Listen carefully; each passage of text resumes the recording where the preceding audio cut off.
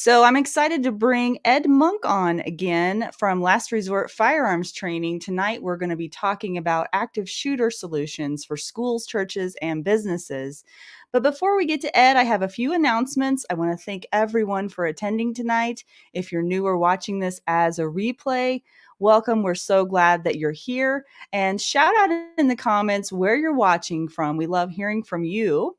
We will have a live Q&A towards the end of the broadcast. So as questions pop in your brain, type those out in the comments for Ed, and we'll be gathering those at the end of the broadcast. Feel free to comment throughout. Again, we love hearing from you. And don't forget to drop in your win of the week and use the acronym, if you don't mind, win of the week in the comments. And I'll be sharing my win of the week later in the broadcast. Doesn't have to be anything big, guys, just something you can be proud of if you want to share it this week with us. The founder of Defenders USA, Adam Winch, is behind the scenes tonight helping me out as usual. Very much appreciated. So we might see him pop on the screen tonight as we go through the interview. Last reminder before we get to Ed, if you haven't already, please join the Defenders Live with Laura Thorson Facebook group. Go to the YouTube channel, the Rumble channel, like, share, subscribe, wherever you're watching from. And don't forget to go to our website, defenders-live.com, for all things Defenders Live. And there you can find past guests, past episodes, and you can check out our partners page for products and services that we believe in that may help you in your life. So let me go to the comments and see if anyone's shouting out. Looks like we've got Haven Defense Co. in the house from Colorado. Eric from Oregon, thank you for watching. Clint from Houston is watching as well. Kara from Arkansas. Yeah, Ed's home state of Arkansas. And Kathy and Lynn from Michigan, and Melissa from Arizona. Thank you guys for watching. Oh, cool. We've got John in the house too. Hey, Iowa Firearms Coalition tonight as well. And we're going to be talking a little bit more about them later as well. So thanks for reminding me there. So let's move on here to Ed, because I want to get to what we want to talk about tonight. Now, the topic that we are talking about tonight isn't something that everybody wants to talk about and everyone wants to hear about. Seems like people have a lot of opinions about it, but it is a little bit of a darker topic. And so we're going to navigate through this. And if you have questions, again, make sure that you put those in the comments as well. So Ed Monk is the co-owner and instructor at Last Resort's Firearms Training in Whitehall, Arkansas, where he trains citizens and law enforcement on defensive use of handguns and other firearms. In 2007, Ed retired from the Army as a lieutenant colonel and battalion commander after 24 years of active duty in the U.S., Europe, and Iraq. Immediately after his Army retirement, Ed taught high school for 4 years and served as a deputy sheriff in Kentucky. He now serves as a part-time police officer for his city, and his formal education includes a bachelor's in U.S. history from West Point, a master's degree in adult education from KSU, Kansas State University, and he is a graduate of the U.S. Army Command and General Staff College. With experience as a police officer, a school teacher, firearms trainer, and an Army officer, Ed has been researching, writing, and providing training on the active shooter threat for over 10 years. He has trained the armed staff of public schools, armed church security teams, school resource officers, and other law enforcement officers on countering the active shooter. He served as a consultant for school districts, churches, and businesses, and provided presentations on the active shooter threat to universities, law schools, public schools, churches, government agencies, businesses, and other audiences in several states. So he's a very, very busy man, and we're so glad that he's come back to join us again tonight. So Ed, good evening, sir. Oh, let me unmute having me you. back. Yeah, Yes, good evening. Thanks for having me back. Yes, so glad that you're back. And I want to remind everybody, I forgot to say in that long bio, Ed was on in February. So I would highly recommend, if you haven't tuned into that broadcast, go back and watch that February episode. he gave an excellent presentation during that episode. And Ed, if there are some people that are watching that have not seen that presentation, let's build some groundwork for people. As far as time and math is concerned, could you quickly give us the spiel on why time and math is so important in an active shooter situation? Well, this shouldn't be a surprise to anybody. Once they're going to start shooting in a crowded public place, they meaning the active shooter. The active shooter is going to start shooting in a crowded public place. So it's going to be very easy for him to go from his first victim to his second victim to his third victim because he's going to choose a crowded place. But then as he shoots people that will no longer count for the victim count and other people start running away, as he progresses through his attack, his shoot rate will slow down. But people are going to get shot every few seconds that we don't stop this guy. Mm-hmm. So the quicker we stop him, the lower our victim count will be. And I haven't met anybody yet that doesn't, other than an active shooter, that doesn't support having a lower victim count as our goal. So the longer we let him shoot, the higher the victim count. The quicker we stop him in his shooting, the lower the victim count. So we all say we want a low victim count. So our plan must be to stop him early. It's just, I mean, that's not tough math at all. The longer you let a house fire burn, the more of the house that's going to be destroyed. So the longer you let him shoot, the higher the victim count will be. So the only way, mathematically, we can expect to have a low victim count is stopping him very quickly with almost an immediate counterattack. And the best way to do that is to have somebody armed nearby, right? Correct. So when I train cops, and I've trained cops from Maine to Oregon, just since Uvalde, and sometimes I'll ask them, you get a call for an active shooter, you go there, you hear the shooting, you expect that you're going to go in there and find him. You going to leave your firearm in your patrol car before you go in that building, or are you going to carry it in there? And they of course they look at me with a dumb look, like it would be insane to intentionally go in there and fight this guy without my gun. But that's what we're asking almost all school employees to do, to fight this evil active shooter without a gun, which cops that carry guns would say, well, that would be stupid to intentionally do that. But yet that's what we're asking school staff to do, which is just insane. It's not the only way to stop the active shooter, but it is by far the best way with the best track record. Right. And so to many of us, that makes good common sense. So if that does make good common sense, so where does the problem lie, Ed? Oh, there's a lot. There's just ingrained inertia, making change is hard. There's a lot of, that's not our job. There's a lot of, well, that's our job, so no one else can do it. No one else could possibly do what we do. So that's what you have some in law enforcement saying. In the schools, so here's what I think. Here's was my experience coming out of the military, where pretty much all we do is plan to do vicious, deadly violence on other people and plan to defend that same violence being done on us. People in law enforcement, fairly similar. But when you talk to schools, people who are in the schools, they have, by and large, there are exceptions, but there are people, the leaders there, the superintendents, the school boards, they have never planned for violence, bad, ruthless violence against other humans. And the thought of doing that, to think about it, much less plan for it, is very foreign to them. They've never done it. They don't know how to do it, and they really don't want to do it. So it's very easy to say, let those other people, the police, the professionals, that's what they do. They deal with violent people. Well, if you pass that off to the cops, the attack will eventually end, but you're probably not going to like the numbers when it's over. There's no way you can call somebody who's not there when the attack starts and get them there in time to have a low victim count mathematically. And people say, well, that's why we have cops in schools. We have SROs. Well, show me a list of how many active shooters started their shooting right in front of a cop or very close to the SRO. If the shooter is in the middle school or a high school, the shooter is almost always going to be a student from that school. So they know there's an SRO there, and they attack anyway. But they know where the SRO is, so they can start the attack.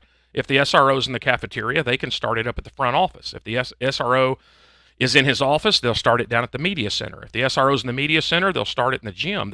So even though the SRO is somewhere on the property, he's not close enough to hear it or see it.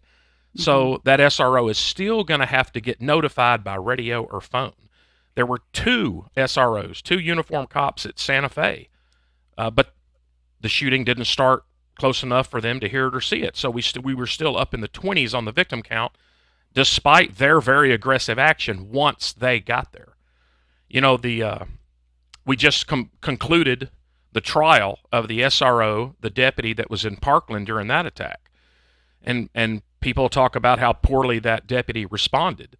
But even had that deputy responded perfectly, aggressively, we'd have still had at least 24 people shot, because by the time he got to the building, the time it took him to get to the building, there were already 24 shot. So that's the time and math. Right. And that's what most people are leaving out, is they're not including time in there. One of the schools in Iowa that I went up and helped, the police chief for that area wrote a letter, published it in the newspaper, an open letter of why he opposed school staff being armed. And he said, listen, we have a tri-county, multi-county SWAT team that is much better trained and equipped to handle an active shooter than some staff member at the school. And I completely agree. I bet the SWAT team is a lot better trained and equipped, but they're not there. And he never in his letter talked about how long it would take to assemble that multi-county SWAT team and get them to the school, much less get them inside the school. So that ignoring the clock and not factoring that into our plan is what's killing us. And that's why we continue to get high victim counts and so many attacks. So two questions came up in my mind when you were talking. One of them is, and I'm not sure I can say this very well. It's been a long day. But when people are talking about the thought of violence being so bad and they don't want to think about it, well, how much more bad is it to bury your head in the sand or not prepare yourself, and then that happen in that situation? Think of how much worse that is than just facing it head on, making a plan, being prepared, and just facing that evil in a prepared state of mind before it ever happens. Like, why can't people go there in their minds? They just don't want to believe it could happen to them? Well, I'm not saying they don't think it can believe it, but in their to look at it from their perspective, math, they are using math as well. What are the odds? How much longer am I going to be superintendent here? And it's true. What are the odds? It's almost zero that it's going to happen at my school in whatever years I have left here as the superintendent. So if I just keep what we have, which will probably be devastating if he shows up, but the odds are he won't. So if I change what we're doing, inertia, if I change what we're doing, I could have parents calling up nonstop, the media calling up nonstop, social media swarm, and this happened to the schools in Iowa that decided that they would go armed. So it's just, why do I have to? Why would I want that controversy when I can just keep what we have, and what we have works great every day? The active shooter doesn't attack, show up, and the odds are he's not going to come here. So it's like a person saying, "Hey, I never wear my seatbelt, and it's never caused me a problem." Well, it's probably because they've never gotten a collision yet. But that's it. But I was at a big conference, school safety conference, with a big panel of superintendents. And one of them, I remember, said, he goes, listen, let's stop talking about us dealing with the active shooter. And he pointed to one of the cops in the audience. He goes, that's why we have law enforcement. That's their job. Well, and that's why we have 20, 30, and 40 in the victim count multiple times. It just takes too long to get there. Yeah. Hi, Adam. Hey, so Ed, you and I have both been on tactical teams, right? I've been on 2 different SWAT teams. And I can tell you from my experience, if I got the call of an active shooter, at minimum, unless I'm actually out on the street, it's going to be an hour away, right? And these events go so quickly that there's no way SWAT team can actually stop an active shooter. It just doesn't happen. Yep.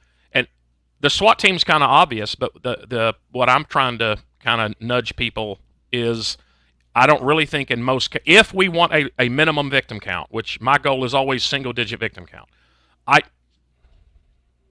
I don't think it's law enforcement's response, not just SWAT. I just don't think it's law enforcement's job to stop the active shooter if we want a low victim count, because the active shooter will very rarely start his attack where there's a cop there. I mean, they've done it a couple of times accidentally, but generally they're going to start their violent crime, just like most violent criminals, where cops aren't. So, And And generally where guns aren't allowed, where it's posted that guns aren't allowed, right? well, of course, because Yeah. their goal, most of them, not all of them, the goal of the vast majority of them is media coverage, notoriety, and fame. So Hmm. you can't get worldwide notoriety by shooting 2 people. You have to shoot 20, 30, or 40 people. And so you can't shoot 40 people at an NRA convention or at a police convention or at a police department or at a gun show.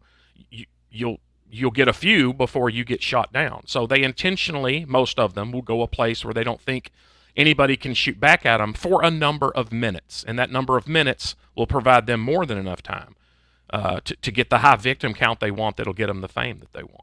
So you said that you don't think it's just law enforcement's job. I agree with you. I'm very curious when you get into it who all you think it's their job, because that's some very strong opinions on this one, and I don't think it's just the cops. So I'm looking forward to hearing what you got to say here. What? This is just math. The intended victims have to stop it. The people there, because it has to be stopped in the first 30 seconds for not a guarantee, but a very high chance of single digit victims. We have to stop them in the first 30 seconds.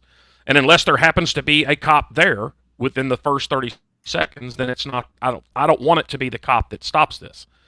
Unless the active shooter was so clumsy he didn't see the cop there, or if it was an off-duty cop, that's fine. But I tell cops, and some of them will cringe when I say it, the badge is irrelevant. Yeah. The badge is irrelevant. What gets us great odds of success was somebody there close enough to hear it or see it? Did they have a gun, and did they act aggressively? Doesn't matter if it's a cop. Doesn't matter if it's an armed citizen. Doesn't matter if it's an off-duty cop. Doesn't matter. We have a very high. I'm tracking about an 86% success rate of single-digit victims if there's somebody there when it starts that has a gun and acts against it. So, Laura, I'm going to jump off, but I want to add to this, right? I mean, the entire name of this broadcast is Defenders Live, right? You can see behind me back there, Defenders USA, the company, right? I mean, the whole idea, adding to what you're saying, Ed, is just literally build defenders. I don't care if you're a cop or not. And usually the cop's not going to be there. So though they want to be, they're heroes who want to be there. Though they probably can't or won't be there, somebody else has got to do it. And why not be the defender of yourself? So I'm gonna bow out. I'm just so glad you're here. Yeah, thank you. So another question popped into my head because I'm trying to think in the mind frame of maybe people that might have doubts about what you're saying. Okay, so something popped into my head, and it was, how trained does a person need to be in order to stop an active shooter? Let's say that they're a concealed carrier, but like what level of training does that require? And I know that's a hard question to answer based on the circumstances, but do you have to be a super ninja freak with a gun in order to? I don't think it's a hard question at all. There's really no training required, and everybody in the training world just flinched. And I didn't, right? Because a lot of us in the training world are like, if you don't have as many hours as I have, if you haven't trained with the people that I've trained with, then obviously you can't do this. Well, what did we just have in July? We had a 22-year-old male with no formal training, no range time. His granddaddy taught him how to shoot when he was little. Carrying a gun in Indiana, you can get a license. Training's not required, just a background check. He's carrying a gun in Greenwood Park Mall, and a guy comes out with 4 loaded magazines and an AR-15 shooting people in the food court, and he stops that attack within 15 seconds by drawing the pistol he was carrying and shot the guy down and killed him. So I'm all for training. I waste a lot of time and money training. I make money training. So I'm not saying don't train. It's useless, but I'm saying clearly it's not required. I can give you several armed citizens with virtually no professional formal training at all that got the job done. But I can point to, like, the Parkland SRO, who had over 30 years of law enforcement training that didn't get the job done. So I think being there, having a gun, and being willing to act is the most important things. Any additional training you put on that is just icing on the cake. Mm-hmm. So when I do my active shooter response classes or my instructor classes where we do live fire, I've had people say, well, okay, how far back do you have to be able to shoot to pass your class? And I'm like, there's no distance requirement. Everybody just needs to leave knowing what is their personal maximum distance. and then work within that distance until you change it. So if you and I are in this class, and I cannot get 100% solid center body hits past 7, but you're getting them back to 15, that we're not likely to be in the same active shooter attack. So if I'm in an active shooter attack, I have to get within 7 yards if I want to guarantee my hits. You only have to get within 15. So it's not something like you have to be able to hit at some magical long distance. You just have to know what your distance is and then get to that distance once you find the active shooter if you want to guarantee hits, which we almost always want to do in a public place because of the Rule 4 problem. That is so important what you just said. Knowing your skill level and your level of training to know what you can get done and what you can't. Because you have to be honest about that. Well, and so sometimes in my classes, I'll ask them, how far back can you get guaranteed center body chest hits on a target? And I'll have them write that before the class. And almost everybody not only exceeds, but way exceeds in their mind what they can do on the range. And they'll start throwing around, and they'll say, well, but I can shoot better than that. Not today, you didn't. It's not how when can you guarantee hits on your best day, on most days, on some days. On your worst it's day. when can you get best hits all the time.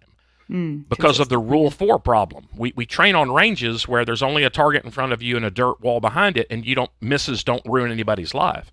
But all public shootings, whether it's a mugger or an active shooter, it's going to be in a crowded place. And even if you can see the active shooter, and there's nobody in front of you, and there's nobody you can see behind him, if you're in a building, which most of these shootings take place in, how do I know the wall behind him is ballistic or not, and there may be a classroom of kids on the other side that I can't see? So even if I can't see anybody beyond him, there still may be somebody beyond him that my bullets could hit. So in all gun training, I think we need to stress 100% hits, but in active shooter training, definitely, because he's going to do that in a crowded place. So every hit, every hollow point that we fire at him that doesn't stay in his body is a potential threat. So what we talk to students about is he doesn't need to be shot at, he needs to be shot. So what we teach students is we think if you're going towards the sounds of the shooting and the screaming, you already know he's shooting people, so you already know you're behind.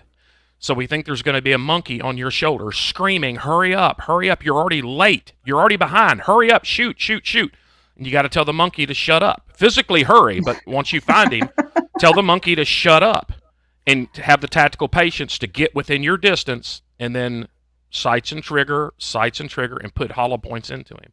He doesn't need to be shot at, he needs to be shot. So take whatever time you need to get guaranteed hits. Yeah, absolutely. Totally agree. So the other point that you brought up two things.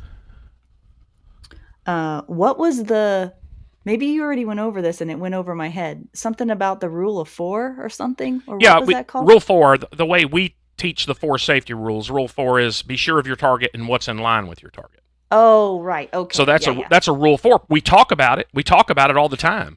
But then we go out to a range and we almost never train it. Yeah. So then is there any surprise when the SWAT team blows a hole in the wall at Pulse nightclubs and shoots 172 rounds at one dude and hits him 7 times and kills him? But where did those other 160-something rounds go?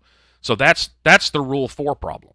In Dayton, Ohio, those cops bravely, aggressively, greatly shot and killed that guy, but they hit 2 innocent people. That's the Rule 4 problem. Okay. That so makes sense. I catch some griff on this from online sometimes from trainers, and they'll say, having a standard of 100% hits in training, that's unrealistic. It's unrealistic. And I'm like, okay, your 14-year-old daughter is in the cafeteria of her high school when an active shooter kicks off in there. And the SRO or the armed school or a responding cop, whoever, comes in there with a gun in that crowded cafeteria where your 14-year-old daughter is. What hit rate would you like that responder to get? 70? 80? 85? What percent would you want him to get shooting in a crowded cafeteria with your 14-year-old daughter? Well, probably 100. So we can't say we'll accept 80, 85, 90, 95% in training, but demand 100 when we're under stress. I don't think that's realistic. That's a good point. The other thing, too, that is really a good point as well is you mentioned the willingness to act. And would you say, Ed, that the willingness to act is a decision you make in advance? Don't know. Um, I bet there's a lot of people out there that if whether they were asked in public or they asked themselves, would I get involved, might say yes, but then when it really happens, they don't. Mm-hmm. And I don't. I mean, there's no lie detector testers. You can't wave a magic wand in front of anybody, and to tell whether they will act or not. I don't know how to do that. Now, from my military experience, I think the more trained you are, the more successful runs you have had doing something, then your subconscious will say, I can do this. I may be scared. I may be wetting my pants. I may be shaking with adrenaline, but my subconscious is, I've done this. I have succeeded at this before. So, yeah, I'm scared out of my mind, but I can still do it. Stephen Williford from Sutherland Springs, the hero there, he's an amazing man. He said, before that event where he shot the active shooter, he said, I could not have described to you the level of fear I was experiencing, because before that event, I didn't know that level existed. I was just at a million degrees of fear was in my body. He said, but at the same time, I was calm. And he says, to this day, it's still it's weird that I had both of those things going on. But if you have done it successfully before, I think you are more likely to not think you can't go in there. Another thing I've seen bad in law enforcement is they do training intentionally, simulation training, intentionally where the officers get killed in the training. They think that teaches a lesson. Well, if you got killed, you'll take it serious. Well, if I'm a rookie cop and I have 3 or 4 iteration runs in an active shooter simulated event and I die every time I go in the building, why am I going to go in the building if I report to a real active shooter event? I think that's part of the problem. But another thing is having skin in the game. If cops pull up like Parkland, not only did the SRO not go in, but 7 other deputies that responded didn't even get within 100 yards of that building. None of them had daughters or sons or wives or husbands in that building. The people in that building, the teachers, the students, the faculty, the staff, the janitors, the cafeteria workers, they got skin in the game because they live in there. They work in there. So I think the odds are they're going to fight. And in my very limited experience working with schools across the country, once the staff, and I'm not even talking about armed, even an unarmed staff, once they're freed and released and told, you can do whatever you need to do to protect you and your kids. You don't have to wait and listen to the intercom tell you what to do. You don't have to go open up a 3-ring binder and read what the policy says. You are free to prepare beforehand and then do whatever you need to do. Once they get that freedom, they get quite creative and they're quite motivated because they are in there. They're the ones getting shot at. They're not the ones responding to a shooting. Now, do most schools have a protocol of some kind, or most schools that don't have any kind of armed staff? What is their plan, or do they have one? Or I guess I don't know for sure. I'm just wondering if you know. And I can't say most schools because I've only, personally dealt with a very small percentage. But far, far, far too many have the hunker down, do the best we can, and wait on the professionals to come stop this. That's the clock. And that's why we have 30, 40, 50 people get shot. That won't work. So it's not a big difference in words, but it's actually 180 degrees difference in policies. We have to go from hunker down and wait for somebody to stop it. We have to change that to we're going to stop it. Instead of hunkering down and waiting for the professionals to come deal with this, we're going to stop it. And we will already be treating and evacuating casualties by the time the first cop and the first ambulance shows up. That's the only way we can get a low victim count.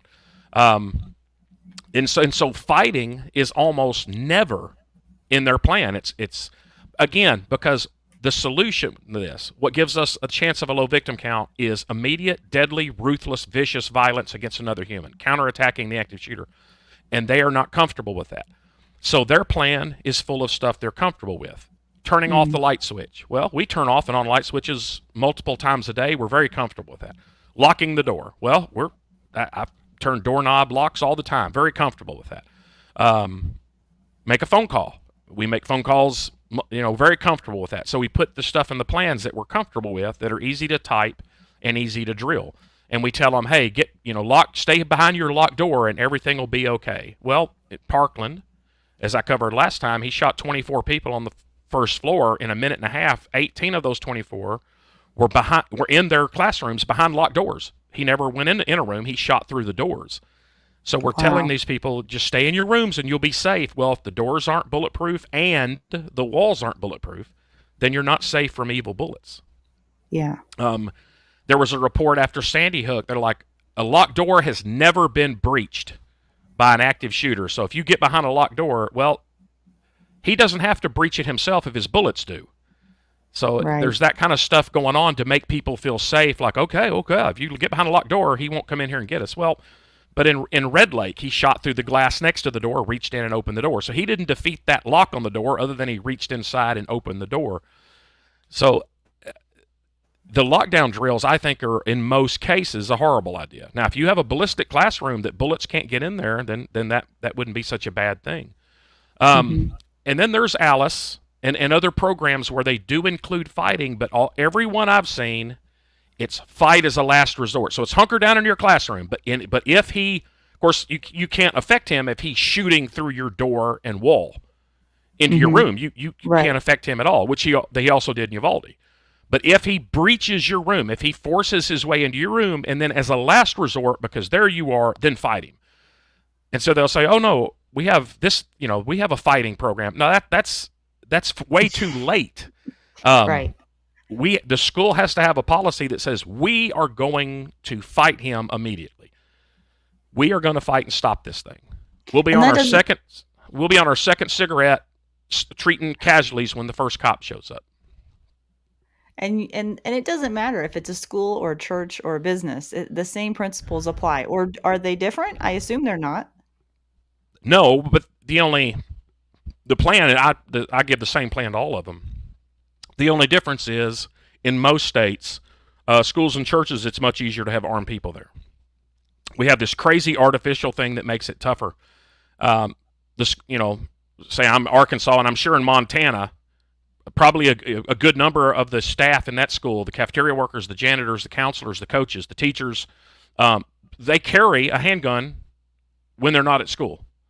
So these staff members are carrying, not all of them, but there's a small percentage that are carrying handguns in the movie theaters and Walmart, and grocery stores, oil changing places, dry cleaning place. They're carrying guns everywhere else, and it's not causing a problem. But we forbid them from carrying in the school because that would surely cause a problem. Well, why? What makes you think when they step across that boundary line onto the campus, they would lose their ability to control themselves? If you got leaders of schools together to talk about, like down here, talk about tornadoes, they would talk logically and reasonably. They might disagree, but they would have a cordial, logical discussion. Los Angeles, talk about earthquakes. How do we protect our kids from earthquakes? They would talk logically. In Houston, hurricanes, they would talk logically. But you throw a gun on the table, talk about active shooter, and they lose their ability to reason. It's absolute madness. Because it becomes emotional then? Do you Yeah, think? well, you're Because it's not going a natural against. disaster. It's a man-made thing, I guess. Yeah, It's the difference. yeah, and I mean, hurricane and tornado, you're going to have advance warning there. Here you don't. Right. So it's a Right. come as you are event. When he fires his first round, there's no time to make a new plan. There's no time to bring in equipment. There's no time to train anybody. Whatever you have when he comes in with his plan, you have to counter it with your plan. Mm-hmm. And turning out the lights and locking the door, although it sounds good and it's easy to type and it works great, every day the shooter doesn't show up. It's generally a horrible plan. Now, a lot of SROs get touchy on this too because they're like, that's why I'm there. I'm there to protect the kids. Well, buddy, gal, if he starts within earshot, you can see or hear the first shot. Man, rush to it and get busy. But if you're not, then I want them to take care of it before you get there. I was up at the NASRO conference a couple days ago. I said, hey, man, if SEAL Team 6 is in the room when he starts shooting in the room, let SEAL Team take care of it. If there's a SWAT team in the room when he starts, let the SWAT team take care of it. If there's a uniformed officer in the room when he starts, I hope the cop takes care of it. But if none of those people are in the room, then the people in the room got to take care of it. Yeah. Yeah, makes sense. Now, would you say, because you have a lot of data. I mean, your slideshows are insane. The all of the stats that you have are very informative, and I encourage you guys to go to any of his presentations. If you go to his Facebook page, he's traveling all over the country. Um, Would you say there's an uptick? Has there been an uptick for quite some time, or what is the pattern been, over the last 3 decades, last decade, 5 years, whatever? Uptick in what? School shootings. Well, I show a slide, not counting basically May of 22 to June of 23. In 13 months, we had 13 active shooter events. I've never seen that before. Wow. I've seen small little clumps where we've had 2 or 3 shootings very close together, but I've never seen 13 in 13 months. So we're having more. Why, I don't know. And But what we're about in having more. general, active shooter situations in general, What do you mean? as far as what they call mass casualty events, in public or in businesses or just in general, not just schools? Same Oh, same yeah, because trajectory. I think only 3 of those 13 were in schools. So yeah, Oh, okay. Sorry you're about having that. them Okay. in churches, businesses, malls. Yeah, they're all over the place. So Well, that's not I call them reassuring then. That's not organizations, what we want to churches, hear. business, schools, government offices. They all need to have a plan, and not just a plan that lets them pass the inspection when someone comes, but a plan that will actually stop the active shooter quickly. And you told me earlier today that you have some new details on the Eli Dickens incident. Yes, I when I was up in Nazaro at Indianapolis speaking at that, I met with the attorney for Eli Dicken, who agreed to talk to me and go over a lot of stuff. So if you want the details on that, I can give you what he gave me on it. Yeah, that'd Because be great because I know. he's actually seen the video several times, which they haven't released. But as the attorney for the person involved, he's seen the video several times. Hmm. One thing is in almost every active shooter attack, there's a lot of luck. We lucked out. Society lucked out quite a bit in a lot of active shooter attacks. And this would be one. For whatever reason, he chose to attack like in the last 20 minutes of the mall being open on a Sunday. So instead of it being absolutely packed, there were still people in there, but it wasn't as crowded as it could have been. Eli was sitting with his girlfriend in the food court having a meal, and the shooter went into the bathroom. He actually arrived over an hour earlier, but he stayed in the bathroom for about an hour doing stuff on his phone, Googling, doing all kinds of stuff. Kind of, I guess, maybe getting mentally prepared. But he comes in, he went in the bathroom. It looks like that was going to kind of be his staging area. He went in there with 2 rifles and a handgun and a bunch of ammo, and he leaves 2 of his 3 guns in there and comes out with 1 rifle and 4 preloaded magazines. And this is common in a mall. The bathroom there's a hallway that goes off the main corridor, or in this case the food court, and then the bathroom is actually in that hallway. The shooter came out of the bathroom, and almost immediately there was a male that had been in the food court with his family that was walking into the bathroom, and he shot him first, almost immediately walking out of the bathroom, and then he shot 4 other people. Eli heard the shooting, but inside, and this is common, the sound was kind of bouncing off the walls, so it took him a while to figure out where it was coming from.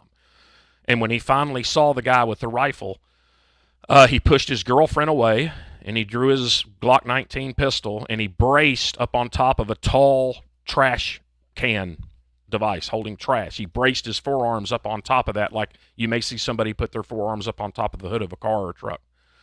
And he shot 2 rounds at the active shooter who was shooting people with an AR-15. Eli shot twice with his Glock 19 and then paused to let people run in front of him. So there's the Rule 4 problem.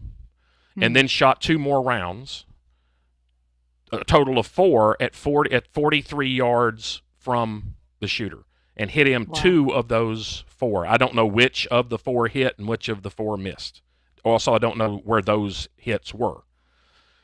That caused the shooter to change his plan. Again, he thought he was going to go somewhere where no one could shoot back, and Eli ruined that plan. So he started, what it looked like is he started moving back to the bathroom, his staging area where he had more guns and stuff.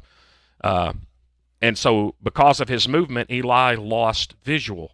So Eli moved away from this trash can device and moved up and to the side to regain visual. And by the time he did that, the guy was still moving, kind of staggering towards the hall where the bathroom was. And Eli at this point was at about 22 yards, and he shot 4 more rounds and hit him all 4 of them. and then he made it into the hallway. And apparently, because it was so close to closing time, they had turned the lights off in that hallway where the bathroom was. So Eli moved up even closer to see him in that dark hallway. So he got up within 8 yards and shot him twice more, and that put him on the ground. And then he said Eli could see his eyes, and he knew the shooter's eyes as he laid on the ground, and knew the guy's was gone, was out. So he pretty confident that the guy was dead at that point. So that's a really good. Oh, is there more? Well, it almost immediately, an unarmed mall cop came up next to Eli right as he finished the engagement, which kudos to the mall cop for not hiding behind something. Came up next to him, explained what was going on, and then the mall cop went outside and waited on the first police car to arrive in the parking lot of the mall. So there you have it. Eli stopped it. It was over way, way, way before the cops got there. Had we waited on a patrol cop to be notified, then show up, then come in the mall, then find the guy, that victim count probably would have been significantly higher with the ammo and guns that he had. Yeah, and I find it interesting too that two things I find interesting. The first one is the gunman took 6 shots before he went to the ground in total. 8. Took 8 hits. 8 hits before he went to the ground. Yeah. He took 2 hits from 43 yards, another 4 from about 22, and the last 2 from about 8. Eli shot a total of 10 rounds, hit 8 times. Wow. Which is another thing. Armed citizens have never shot the wrong person in active shooter attacks. Cops responding to active shooter attacks have shot wrong people multiple times and have shot and killed each other twice. Except for this one that just happened out in Vegas at the condos, except for that one, the armed citizens have a extremely high hit rate. Eli was 8 out of 10, but those 2 he dropped where he started at 40-something yards. Jack Wilson, we all know, was 1 for 1. Mm-hmm. Stephen Williford was 6 for 6, if you count a graze of the helmet as a hit. David George was 5 out of 5. So the hit rate for armed citizens is much higher than the hit rates of cops. So another thing that popped in my head when you were talking was, and it was hard for me not to interrupt you in the moment, because you said that he brought 2 rifles, at least 4 mags. We know he had at least 4 rifle mags, a pistol, and probably mags for that as well, into a bathroom of a mall. Yep. How on earth does someone bring that much, those 2 big guns, into a mall? I know they were probably covered up or whatever, but how could nobody be even suspicious of that? Yeah, but still, that would be the biggest backpack ever. That would be suspicious, wouldn't it? Did people just not pay attention? I don't know if they were AR pistols. I don't know if he had folding stocks. But they were in a backpack, and a lot of people carry backpacks. And that's another thing when I talk with schools. I can't tell you how many schools I've been in, and they said, yeah, we passed a new policy. You have to have see-through backpacks if you're a student. So that way they can't bring a gun in. And then I show them the Bethel, Alaska shooter who not only walked into the school, but actually rode the bus with a full-length pump shotgun down the pants of his jeans. But they think they want something simple. If we pass some kind of dress code thing, if we make them have see-through backpacks, they won't be able to bring guns in. Wow. And I tell them, you have to plan against a creative thinking, adaptive, evil, motivated enemy, not a cooperative enemy. Wow, that's just amazing.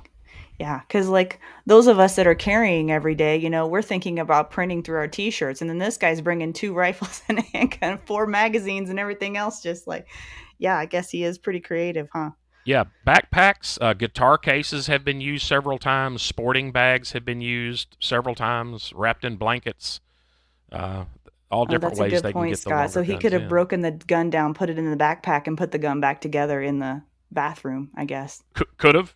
Yeah. If you had a collapsible stock, that could have got it in, up or lower, taken it apart. I don't know how he did it, but he did. Yeah, that makes sense, because if he's in there an hour, maybe he was YouTubing how to put an AR together. You never know. Well, what I read was he was trying to look up his ex-girlfriend. So this guy, the shooter there, seems to fit the mold of what's common. It doesn't happen all the time, but it's common that the shooter had a series of losses, or what he perceived as losses.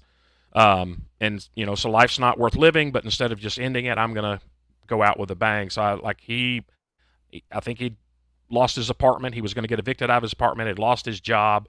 Parents weren't going to financially support him anymore. His girlfriend broke up with him. So just a series of failures. So that's one thing schools can do if they have a student whose parents got divorced, girlfriend broke up with them, lost their job, had any kind of multiple serious negative impacts. Pay special attention to those kids, and not just in case they're an active shooter, but just God help them out a little bit. Be human about it. Yeah. So when I was in the FTO program, for those of you who don't know, the field training officer program for newbie cops, right? One of my training officers told me on one of my first days that, we're responding to a suicidal call. And he just said, hey, just remember that suicide is a pale shade of homicide. So for those of you out there, if somebody is on that suicidal level, there are people that want to go out with a bang, just like Ed's describing here. So that is something to think about and just keep on your radar. Yep. Yeah. The world has hurt me, so I'm going to hurt the world. I'm going to hurt them back before I go. Hey, Adam, while you're on here, oh, there he went. While you're on here, could you guys talk about the event that's coming up in Iowa? What is it? When is it? And how can people get involved?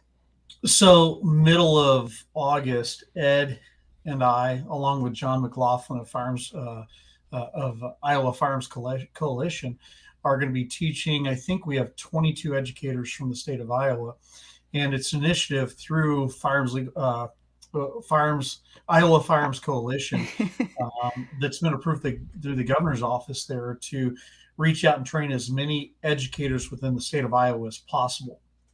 So the three of us are going to go up there. It's a 3-day event where we're going to be teaching a bunch of teachers and school staff, anybody and everybody who's willing to carry a gun or have the defensive mindset, how to defend their kids and those within school against active shooters. So it's a pretty extensive program, and looking forward to doing that. And there's going to be a lot in here that's going to go into this to really prepare these people. Literally, there's going to be teachers coming to this and school personnel who've never touched a gun in their life, yet they've taken on the role of they want to be the defender of their school, of themselves, and more importantly of the kids.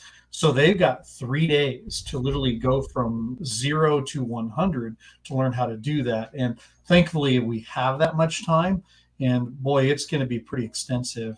Ed, what's your thoughts on this?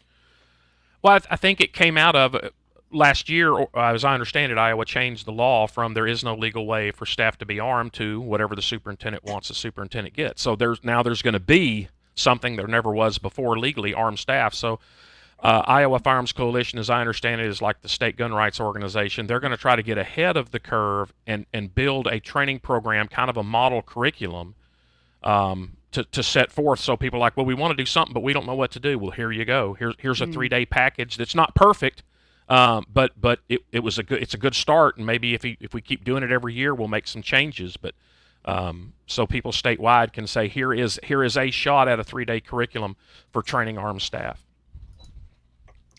And if anyone wants to learn more about that, you can go to Iowa Firearms Coalition Facebook page, and I believe their website too. They still have some spots available. Yeah, I think there's a couple spots available. And it's really going to have to take it to where it's literally from very beginning, just the mindset. On the very first day, Ed's going to be presenting his time and math type presentation to everybody. And then once all that's cemented into the mind, then we're going to move into basic firearms training and just keep going further and further to where ultimately they're going to get the scenario training that Ed was just here talking about. So, which is an important component to be able to respond to this stuff. So, it's extensive. So if you're in Iowa and you want to join this, you're part of the education staff of Iowa. This is a really good program. I think there's only 1 or 2 spots left. And I would say if you're in an organization, whether it be the state gun rights organization or a training organization in any other state, if you want to try to model something for your armed staff as well, talk with John McLaughlin and share notes, cross-pollinate a little bit, and maybe this is something we can do in more states. Mm-hmm. Definitely. So we're coming up on the end of the hour. So if you guys have questions for Ed, please put those in the comments. I see we have a few here, but we're going to be jumping into those here pretty soon. Now, Ed, you've been traveling the country and you're going to be in a lot of places. Where can people find out more about where they can see you and learn about what you're doing? If they look, I have a Facebook page, Ed Monk, my name, and every couple of weeks I update my active shooter training and put it up on there. But I was just up in Portland training 2 police departments. Before that, I was in Michigan training a police department. I was just at the National School Resource Officer Conference training a bunch of cops there. Next week, I'll be in the Mississippi School Resource Officer School Safety Conference. And then I'll be in Wyoming's Safe School Conference.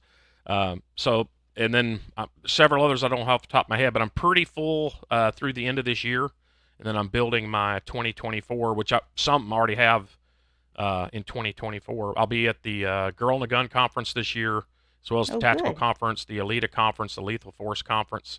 And I'm already building some. I'm doing my active shooter instructor class in April that has seats open. This October's class is full. And what does that But consist of, Ed? what's that? That class you were just talking about. Active shooter instructor? Mm-hmm. It's designed for any instructor. You don't have to be an instructor to take it, but most are. If you're a firearms instructor and you want to include or update or add stuff to train specifically for the active shooter. So I've been developing and giving training specifically to counter the active shooter with firearms for the last 12 years. And so this class is basically here's how I do it, here's how I've come to do it, here are mistakes that I made that I no longer do, so maybe don't do those. Here are how to pick targets, how to set up targets. So it's kind of built with 4 modules, 2 in the classroom, 2 on the range. So one of the classroom modules is studying the active shooter, to understand the active shooter, understand the time and math, how attacks differ in schools, churches, businesses, and in schools, how they differ in elementary, middle, and high schools, to understand the threat. Mm-hmm. And then the second module is, okay, how do we help businesses and individuals plan to respond to the active shooter? And then what's the range training methodology to train students specifically for this? And then on the range, it is these student instructors going through the range training methodology, which starts with static shooting at paper target, but it ends with live fire scenarios where we use 3-dimensional mannequin targets that they have to go into, find the one with the gun, have the tactical patience to make sure they're within their distance and get 100% hits. We have it gets more difficult, more stressful as we go. We'll start putting victims on the ground. We'll start putting in the sounds of fire alarms, gunshots, and screaming, strobe lights from the fire alarms. Just make it a little more stressful each time, as long as they're successful. And then we also show them how to do it with photographic targets. So if they don't want to use the mannequins, there's another way to do it with photographic targets. So that's the 2 days, and I've been doing those, I think, since 2018. Wow, Ed. I mean, how do you not just get so tired? Well, You're everywhere.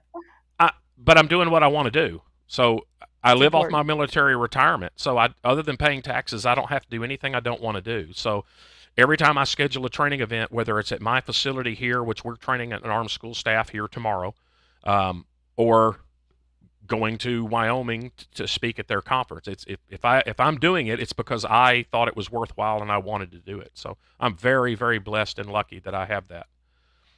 We're definitely blessed that you're doing it, for sure, because you're the guy, as Adam says. You're the guy. Can I tell you about 2 polls that I did at NASRO? Sure, go ahead. So NASRO, and then this other one I'm going to, several of these conferences, they use this app that you can sign up for. Are you still there? Yeah, Okay, I'm for some here. reason my screen went crazy. But they have this app on there that speakers, and one of the things speakers can do is put polls on the app for the attendees to take part in if they want. So one of them that I asked was, at Uvalde, Robb Elementary, Uvalde shooting, who was most responsible for the high victim count of 38 people shot? Was it the school, or was it law enforcement action or inaction? And not surprisingly, 86% of, and this is almost all cops there, 86% said, well, it was the cops. The cops screwed up. The cops weren't aggressive. The cops didn't go in. The cops. But then in my presentation, I showed them, no, it was the school's plan. that caused most of the casualties, because the shooter shot 125 to 130 rounds before the cops got in the building, and he shot less than 30 after the cops got in the building. So he had already shot the vast majority of his victims before the cops ever got in there. So the cops did screw up. The cops did make mistakes, and we need to fix that. But that's not the reason that most of those people got shot. And then my second question was, who is most responsible to stop an active shooter? Who has primary responsibility? Who should have primary responsibility to stop an active shooter? The school staff and students, or law enforcement? And 89% of these cops said, well, of course, law enforcement. It's like, well, not if we want a single-digit victim count. And that's the uphill fight that we've got, is turning loose of the stranglehold that this is a law enforcement problem to solve, when it's not. It's a intended potential victim problem to solve. That's really interesting. Wow. Are you up for some questions? Oh, absolutely. But I don't do the ones where trains leave two different cities, travel in different directions. But other than that, I'm up for it. But you're good at math, aren't you? You talk about math all the time. Yeah, but that's Jethro Bodine math. That's easy math. Okay, so first question is, how do we convince the powers that be to invest in safety programs beyond blood priority? Not sure I understand the question. Yeah, I'm not sure either. I think it means the people in charge. How do we convince them that we should have these programs in place to stop active shooters? All I can do is show them the numbers. But here's with schools. Here's a problem. So when I was in the military, when I was a tank company commander, I was a captain, and I was the tank commander of one of my 14 tanks. But on that tank with me was a sergeant and 2 privates. So pretty big spread in rank there. So if my tank took a hit because of my ignorance, my mistakes, whatever, I paid the same price as my private did in getting injured.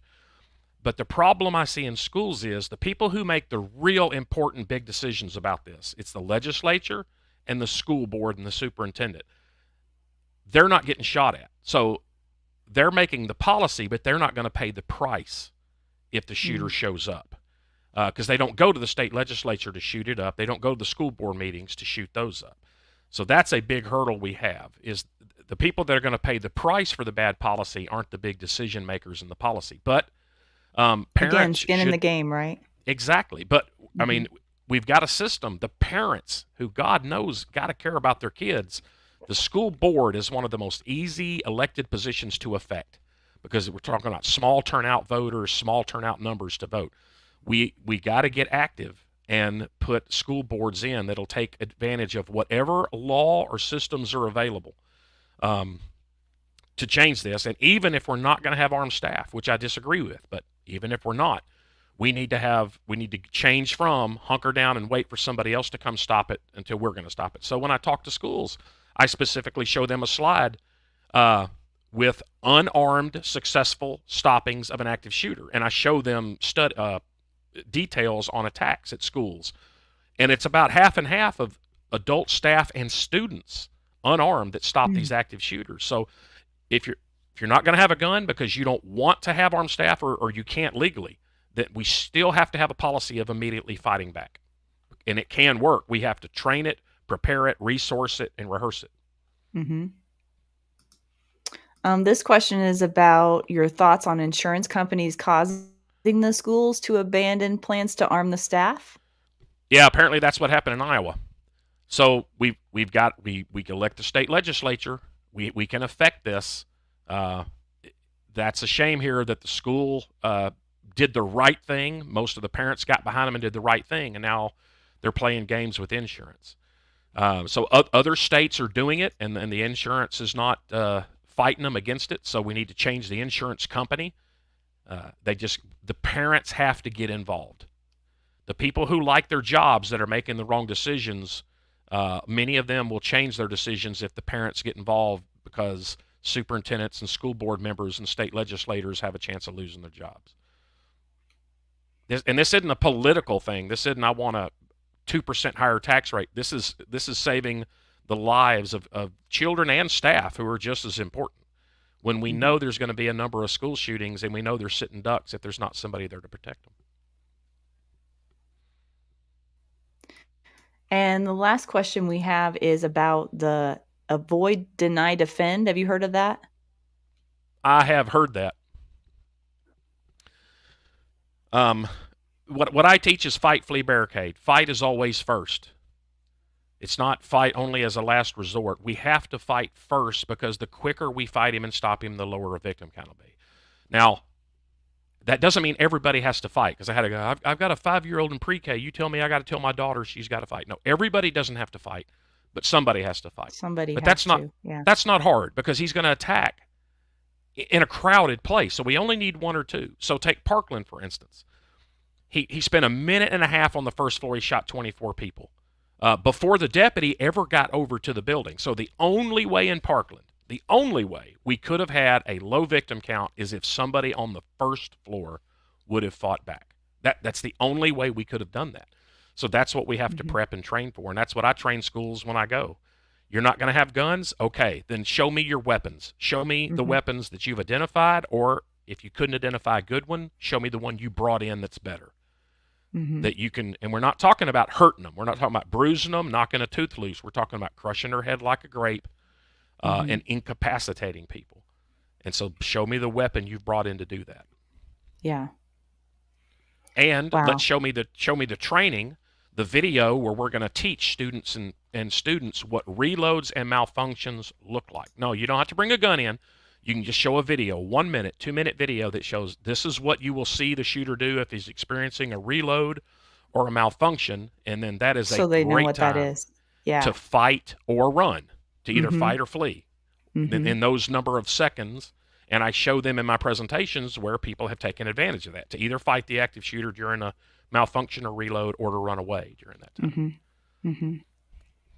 Well, Ed, we're over the hour, and guys, I didn't go into the win of the week and that whole thing because we were just flying by with Ed Monk tonight, and so we'll postpone that till next week. So, for the sake of time, I thought we wanted to get every bit of information we could get from Ed for the show. Ed, are there any final thoughts you want to leave our audience with? It's just time and math. We have to get past the bumper sticker slogans and the emotion and the politics, and it's just math. And everybody agrees that 2 + 2 is 4. If you let him shoot more than 30 seconds, if you let him shoot more than a minute, you're almost guaranteed to have double-digit victims. And there's no way to call somebody who's not there and get them there in time. So this is just math. If we want a low number, we have to fight back immediately. It's going to be a 180-degree turn from what we've been teaching and training and policies in the past. We have to immediately fight back just because of math. That's all it is. You make it very simple. Simple but not easy for some, huh? Well, and I can't remember who said the quote, but we can't be an accessory to our own murder. And that's what we've been doing for far too long. Yeah. So guys, be sure to check out Ed Monk on Facebook. Follow where he's going and what he's doing, and if you can bring him to your location, highly recommend him. I appreciate you coming on for a second time, Ed. That's very kind of you. Well, Adam said I screwed it up so bad the last time I had to come back and try to make it right. I bet he did. Yeah, and go back and watch that February episode. That was a really good presentation that he did. Oh, Adam's got something to say about that. And I like you, but you just lied. I'm like Spock. I never lie. I sometimes exaggerate. So glad you're back. All right, Ed. Well, we're going to part ways for tonight, but thank you so much for your time. You've been a pleasure to have on, as always, and thank you again for your second interview with me. Anytime. I look forward to seeing Adam next month. All right, so I'm going to take you off the screen, but don't leave the room, okay, Ed? Okay. Okay. So next week, guys, we have also another person that's been on before, but I had so much fun with her last time that I invited her back. Tiffany Johnson will be back on again next week, July 12th. Tiffany has an interesting story. She underwent a 180-degree conversion in the world of firearms later in her life. And she grew up subscribing to common fears and misconceptions about guns and gun owners. And then reluctantly enrolled in a handgun safety course, which happened to be Range Master, and was instantly hooked. And so since then, she is trained with multiple names too many to name, and with very respected firearms trainers in the community. And she now is an advocate for the Second Amendment and gun rights. And so we're going to have her on again next week. Tiffany Johnson is her name, and Citizen Safety Academy is the organization she's a part of. She's a really articulate gal, has some really great ideas. So I invite you to join us next week, Wednesday night, 7 p.m. Mountain Time. Until then, take care.